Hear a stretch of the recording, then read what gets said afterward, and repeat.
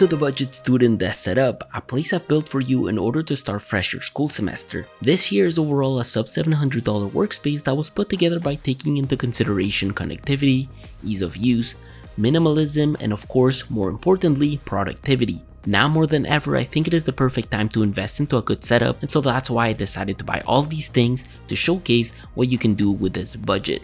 Regardless, I would appreciate if you would like and subscribe to the channel so we can keep making these. So in 2021, I would say that the most important part of a setup is the desk, mainly because this is the space where everything comes together, and the priority is to always have enough space to put things like your school books along your peripherals. My unit of choice was simple, the Alex desk. Again, I went for the larger model to ensure we had enough space to work. Not only that, but I love the fact that this desk comes with built-in drawers to allow organization for your stuff and a built-in cable management compartment so we can keep things clean and dust-free. It is a desk that is 76 centimeters high, 131 centimeters long, and 58 centimeters in terms of depth. The drawers themselves are 63 by 46 centimeters and are wide and long enough to keep clutter away. Just note that I decided to put the base wooden plates upside down to add a nice little contrast to them. Also, the cable management compartment is wide enough to have things such as a power bar and some thick transformer plugs, and with the help of the side holes, well, you can keep things even cleaner.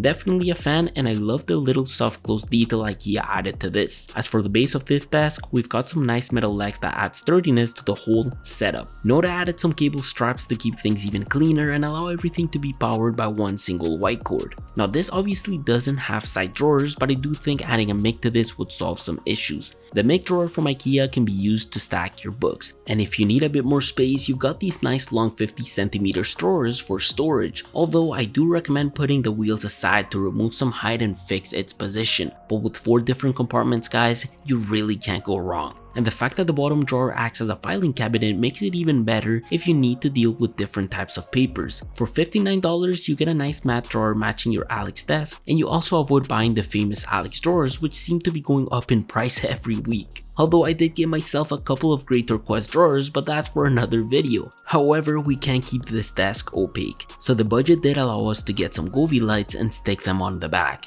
Govee, in my opinion, sell the best LED strips if you are on a budget. The installation process with them is seamless and they really do push for it. The 3M tape on this is great as long as your surface is dry and clean. My particular unit is 16.4 feet long. They come with a remote control as well as an end-to-end controller. I did have to cut these since our desk is only 131 centimeters long, and as expected, there were no issues. For $15 more, we could have gotten their Bluetooth version to control with the phone, but since we are on a budget, I did avoid those. Otherwise, the lights work absolutely great and you have a multitude of color choices to make your setup feel the way you want it. The remote does allow you to power your strip, control the brightness, and color change with the help of 44 keys, but you can always DIY your own colors to make it look unique, which I really think is enough for most of us to make our workspace look awesome and brighter. As for the chair, funny enough, I had to build this one out. I couldn't get the white legs since they were out of stock, but luckily I was able to get the Malscar legs, which I think do contrast well with our peripherals. Not only that, but for $5 more,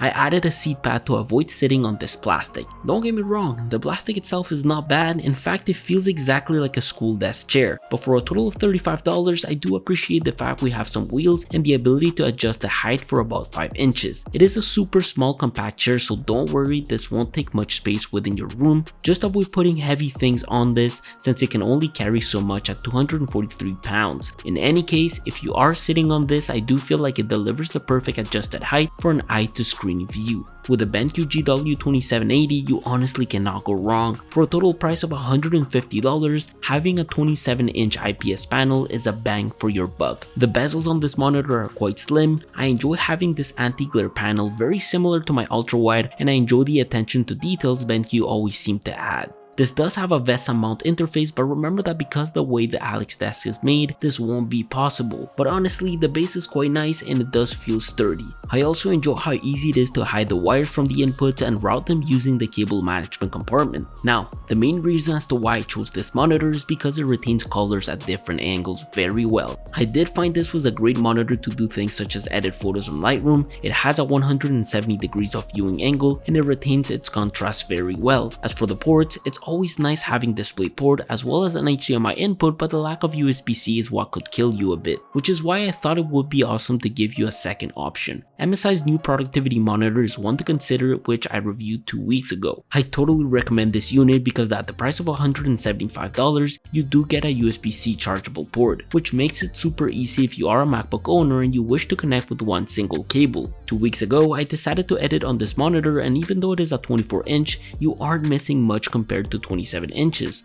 With this IPS panel, I was able to import all of my Storyblocks Premiere Pro templates, which allow me to always add cool titles, calling cards, and even some call to actions. If you are not familiar with Storyblocks.com, well, within, you'll find an awesome subscription service with a massive library that gives you access to unlimited stock downloads of high quality royalty-free stock footage. Not only that, but with their unlimited all access plan, you can download high resolution videos to fill in gaps and awesome stock music and sound effects that we use in these videos to make the cinematics look awesome. Because I'm not a regular Adobe After Effects user, the platform does allow me to use motion backgrounds and After Effects templates, which does allow me to save time and avoid having to build effects from scratch. But like always, a little cool trick I always like to use is adding overlays within 2 frames. The trick is to download and import your desired overlay, lay between 2 frames that end and begin with black, and add some sound effects from the platform to make it look realistic. Storyblocks is also leading the stock industry with their initiative Free Stock, which is a commitment to increasing the amount of diverse and inclusive content in the library for you to download with their unlimited all access plan. So if you truly would like to help yourself tell a better story, head over to storyblocks.com/AndresVidosa and check out their flexible subscription plans to fulfill your video work needs. Thank you Storyblocks for sponsoring this desk setup. Now,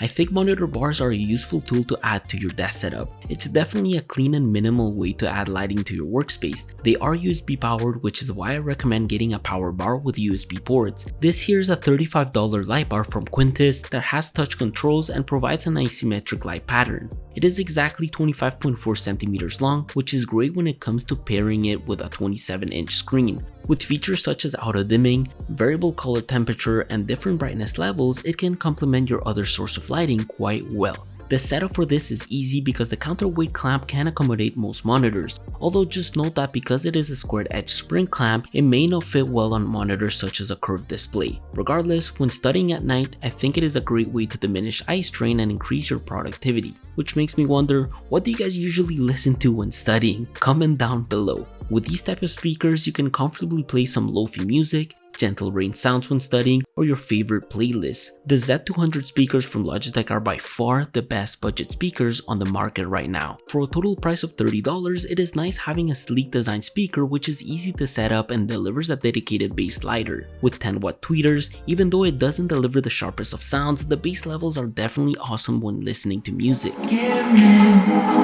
something new, I want it back, through and through. Just do it, I'll let you walk. I know you like to break the rules, and I cry. Not only that, but I do appreciate how easy they are to set up, and with one single cable you can simply connect these to your device. I don't know why you would ever do this, but if you ever need to connect your phone to it, you can do this with the auxiliary port, and if you ever happen to get fed up of hearing this mechanical keyboard, you can always connect your headphones to it. But yeah, this here is a 60% mechanical keyboard with Gateron optical brown switches. The GK61 retails for about $60, and it is a bang for your buck since they deliver optical switches. It has PBT keycaps which are RGB backlit and have a total travel of 4mm which actuate at 2mm. It is a small sleek keyboard with curved edges, although no configurable tilt. But I just love the fact it gives Stormtrooper vibes, mostly because the keycaps are glossy on the side. However, it is powered by USB-C, so no, it's not wireless. I don't think this will deliver great battery life because the RGB colors are truly vibrant and strong, which makes it great when you want to change your key colors to match your theme or when typing at night.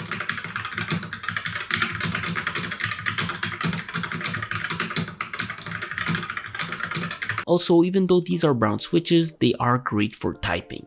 HK Gaming sells a different variety of switches like these brown ones and an overwhelming amount of color frames, but the fact that you can get optical switches which are swappable in this frame that retails for $60 is just too good to be true. Oh, and don't worry, even though there are no media keys, the arrow keys are still a thing. Beside this, I decided to go with Logitech's cheapest Lightspeed wireless mouse, and it never ceases to amaze me how small this mouse is. It is by no means a lightweight device at 100 grams, however, I decided to go for this because of its $50 price point, and the fact that the battery life lasts over 250 hours on a single AA battery. It does have a total of 6 programmable buttons, a 12,000 optical hero sensor, and some small PTFE feet, which does slide absolutely great on this hard mousepad from Logitech. This here is a low surface friction pad for high DPI mouses, which is super interesting because it allows your mouse to feel like a lightweight device when doing work, and I also enjoy the stable rigid rubber base it has at the bottom. One thing is worth mentioning is that if you ever wish to modify your mouse, you need to download Logitech's G-Hub software. In here,